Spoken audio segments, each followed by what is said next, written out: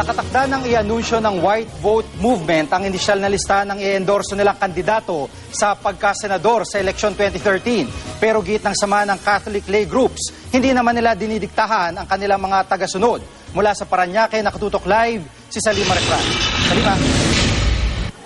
Jiggy, ang pagiging pro-family at pro-life ang naging panuntunan ng White Vote Movement sa pagpili nga ng mga i-endorsong kandidato sa pagkasenador. Ang White Vote Movement ay binubuo ng higit sa 30 mga Catholic lay groups sa buong bansa. Kasama rito ang El Shaddai na may 6 na milyong miyembro sa buong Pilipinas. Ngayong gabi, ipakikilala mismo ni El Shaddai leader Brother Mike Velarde ang 6 sa kanila.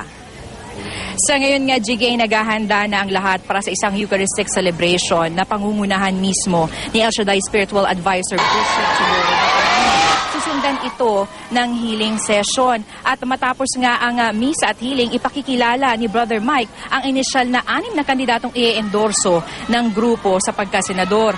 Ayon kay Brother Mike, isinaalang-alang nila ang karakter at naging mga aksyon ng mga kandidato sa iba't ibang issue. Partikular na nga ang usapin ng kapapasapalamang na reproductive health bill. Bukod dito, sumailalim din sa interview sa mga kandidato. Layunin ng White Vote Movement na gabayan ang mga Katoliko sa pagboto ng mga kandidatong isusulong at itataguyod ang mga isyong pinaglalaban ng simbahan.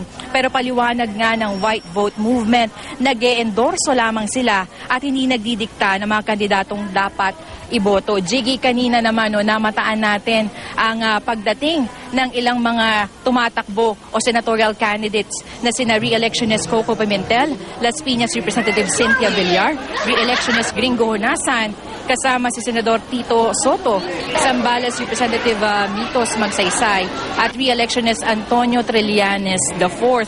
Pero nilinaw nilang hindi pa sila siguradong kasama sila sa mga i-endorso. Pero sabi naman sa atin kanina ng kampo ni Brother Mike, inimbitahan na nila ang ilan sa kanilang mga i-endorso. Pero magpasa hanggang ngayon ay wala pa ring inaanunsyo ang White Vote Movement sa 6 na kandidatong kanilang susuportahan sa Senado. At yan ang latest mula dito sa Parañaque. Jiggy? Maraming salamat, Salima Refran.